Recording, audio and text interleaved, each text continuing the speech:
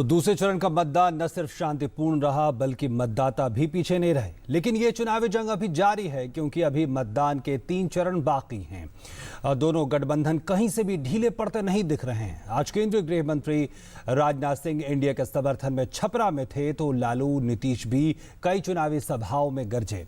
लेकिन चुनाव आयोग के तेवर देखते हुए अब राजनीतिक दल भी आचार संहिता के मामले में बेहद सतर्क नजर आ रहे हैं। बिहार में दूसरे चरण के लिए मतदान का काम पूरा हो गया तो बाकी चरणों के लिए प्रचार का काम पूरे जोरों पर है। आगे के चरणों के प्रचार के लिए एनडीए और महागठबंधन दोनों के नेता दिन रात एक किए हुए हैं। शुक्रवार को एनडीए की ओर से कई केंद्रीय मंत्रियों और बिहार के नेताओं ने रैली करके वोट मांगे। केंद्रीय गृह मंत्री राजनाथ सिंह ने छपरा में बीजेपी प्रत्याशी के पक्ष में एक जनसभा को संबोधित किया।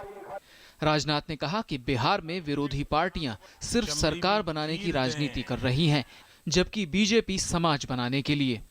सरकार चाहे किसी भी पार्टी की क्यों न हो, बिहार राज्य का विकास होना चाहिए। बिहार के नौजवानों के हाथों को रोजगार का अवसर मुहैया होना चाहिए। किसान के खेत तक पानी पहुंचना चाहिए। पढ़ाई लिखाई की दवाई की मुकम्मल व्यवस्था होनी चाहिए। एनडीए के नेता रैलियां कर वोट मांग रहे थे तो महागठबंधन भी प्रचार में जोर शोर से जुटा है।